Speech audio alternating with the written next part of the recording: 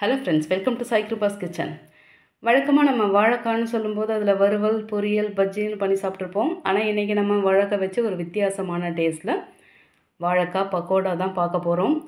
ரொம்பவே டேஸ்டான ரொம்ப குயிக்கா பண்ணக்கூடிய இந்த ஈவினிங் ஸ்நாக்ஸ் வாழைக்காய் பக்கோடா எப்படி பண்றதுன்னு வீடியோக்கு போய் பார்க்கலாம் வாங்க. இந்த பக்கோடா பண்றதுக்கு இன்னைக்கு நான் 2 வாழைக்காய் எடுத்துர்க்கேன்.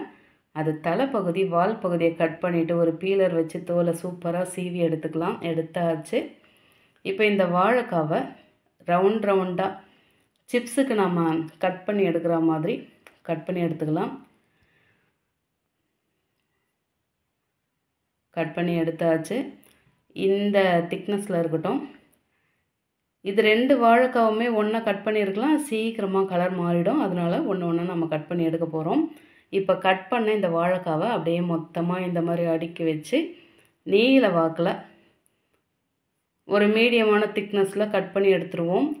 ரொம்பவும் மெலிசா ஓமப்பொடி மாதிரி கட் பண்ணோம்னாக்கா அது எண்ணெயில் சேர்க்கும்போது சீக்கிரமாக கலர் மாறி கருத்து போயிடும், கருகி போயிடும், கருத்து போயிடாது. இந்த திக்னஸ்க்கு இருக்கட்டும். இப்போ நம்ம கட் பண்ண வாழைக்காவை ஒரு பாத்திரத்தில் தண்ணி வச்சுட்டு ஒரு 2 முறை நம்ம அலசி எடுத்துக்கலாம். அலசி எடுத்த இந்த வாழைக்காவை நல்ல திக்கான ஒரு காட்டன் துணியில் இந்த மாதிரி நல்லா காய வச்சுருவோம். ஒரு பக்கம் காயட்டும். இன்னொரு பக்கம் மிக்சிங் பவுலில் 1/2 கப்பு கடலை மாவு, 1/2 கப்பு அரிசி மாவு, 1/2 ஸ்பூன் தனி மிளகாய்த்தூள், இதுக்கு மேலே காரம் வேணாலும் சேர்த்துக்கலாம் 1/2 ஸ்பூன், 1 ஸ்பூன் காஷ்மீர் மிளகாய்த்தூள், 1 ஸ்பூன் தனியாத்தூள், 1/2 ஸ்பூன் சீரகத்தூள், 1/2 ஸ்பூன் மஞ்சள் தூள், 1/4 ஸ்பூன் பெருங்காயத்தூள், 1/2 ஸ்பூன் ஓமம், உப்பு தேவையான அளவுக்கு சேர்த்து இப்போ இந்த ட்ரையான இன்க்ரீடியன்ட் எல்லாத்தையும் ஒரு விஸ்க் வச்சு நல்லா மிக்ஸ் பண்ணியாச்சு. இது தனியாக வச்சுருவோம். இந்த பக்கம் பார்த்தீங்கன்னாக்கா வாழைக்காய் எல்லாம் நல்லா ட்ரை ஆகிடுச்சு. அந்த துணியை வச்சு அப்படியே நல்லா அந்த ஈரத்தெல்லாம் ஒத்தி எடுத்துக்கலாம். இந்த மாதிரி நம்ம வாழைக்காவை காய வச்சு எடுக்கும்போது நல்ல உதிராக கிடைக்கும். தண்ணியோடு சேர்த்தோம்னாக்கா அப்படியே மொத்தமாக போயிடும். அந்தளவுக்கு மொறுமொறுப்பு இருக்காது. இப்போ இந்த கட் பண்ண வாழைக்காவை இன்னொரு பவுலில் சேர்த்து நாம் மிக்ஸ் பண்ணி வச்சுருக்க இந்த மசாலா மாவையும் சேர்த்து தேவையான அளவு சேர்த்துக்கலாம். நம்ம வாழைக்காய் கொஞ்சமாக தான் சேர்த்து பொரிக்க போகிறோம். இப்போ இதில் கொஞ்சமாக கட் பண்ண கறிவேப்பிலை, 1 ஸ்பூன் பொடியாக கட் பண்ண பச்சை மிளகாய், 1 ஸ்பூன் துருவி எடுத்த பூண்டு, 1 ஸ்பூன் துருவி எடுத்த இஞ்சி சேர்த்து இந்த பக்கம் சூடான எண்ணெய் இருக்குது. அதிலிருந்து குட்டி கரண்டியில் 2 கரண்டி எண்ணெயை ஊற்றிக்கலாம். ஊற்றியாச்சு. இப்போ இந்த எண்ணெய் ஆறின பிறகு இது எல்லாத்தையும் ஒன்றா சேர்த்து மிக்ஸ் பண்ணி விட்டுருவோம். இதுக்கு நான் துளி கூட தண்ணி யூஸ் பண்ணவே இல்லை. நீங்கள் தண்ணி சேர்த்திங்கனாக்கா அந்த அப்படியே மொத்தமாக விழுந்துடும். அதில் அந்த மசாலாலாம் பிரிஞ்சு போயிடும். ஏற்கனவே வாழைக்காய் கொஞ்சம் குழகுழப்பாக தான் இருக்கும். அதனால் தண்ணி சேர்க்க வேண்டாம். இந்த பதத்துக்கு இருக்கட்டும். இந்த பக்கம் ஏற்கனவே எண்ணெய் சூடாக தான் இருக்குது. அதில் இந்த வாழைக்காவை அப்படியே பிசிறி விட்டா மாதிரி சேர்த்துக்கலாம்.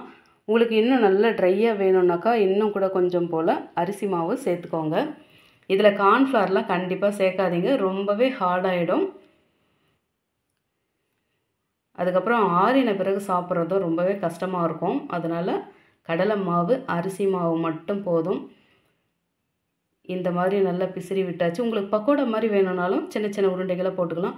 இன்னொரு முக்கியமான விஷயம், இதில் இந்த வாழைக்காயை சேர்த்துட்ட பிறகு ஹை ஃப்ளேமில் அடுப்பில் வச்சிங்கனாக்கா ஹை ஃப்ளேமில் வச்சு ஒரு 3-4 நிமிஷத்துக்கு அப்படியே விட்டுருங்க. அது கண்டிப்பாக கறியெல்லாம் போகாது. அந்த மசாலா எல்லாம் இந்த வாழைக்காயில் நல்லா பிடிச்சு நல்ல முறுமுறுப்பாக அப்படியே இருக்கும். நீங்கள் அதில் எண்ணெயில் சேர்த்த உடனே கலந்து விட்டிங்கனாக்கா மசாலா எல்லாம் எண்ணெயோடையே கரைஞ்சி போயிடும். பெரும்பாலோர் பண்ணுற தப்பு இதுதான்.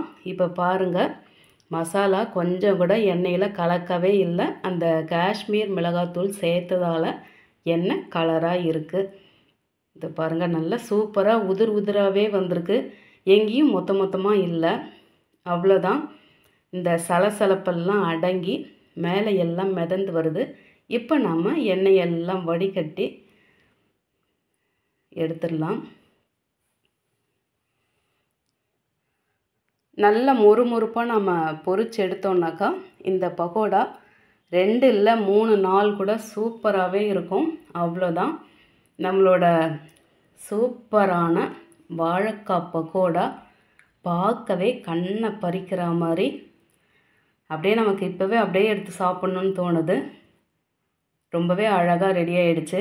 நார்மலாக நம்ம பஜ்ஜி பண்ணும்போது எப்படியோ 2-3 வாழைக்காய் தேவைப்படும். ஆனால் இந்த மாதிரி பக்கோடா பண்ணோன்னாக்கா இந்த 2 வாழைக்காயிலே பாருங்கள் ஒரு ஃபேமிலியே சூப்பராக சாப்பிட்லாம். அட்லீஸ்ட் ஒரு 4-5 பேராவது சாப்பிட்லாம். நல்ல மொறுமொறுப்பான ரொம்பவே டேஸ்டான இந்த வாழைக்காய் பக்கோடாவை நீங்களும் இந்த மழை காலத்துக்கு செய்து சாப்பிட்டு என்ஜாய் பண்ணிவிட்டு எப்படி இருந்ததுன்னு மறக்காமல் கமெண்ட்டில் சொல்லுங்கள். ரெசிபி பிடிச்சிருந்தால் லைக் பண்ணி அப்படியே நம்ம சேனலையும் சப்ஸ்கிரைப் பண்ணி பக்கத்தில் பெல் ஐக்கானையும் அழுத்தி அதில் ஆலையும் டிக் பண்ணிக்கோங்க. தேங்க்ஸ் ஃபார் வாட்சிங்.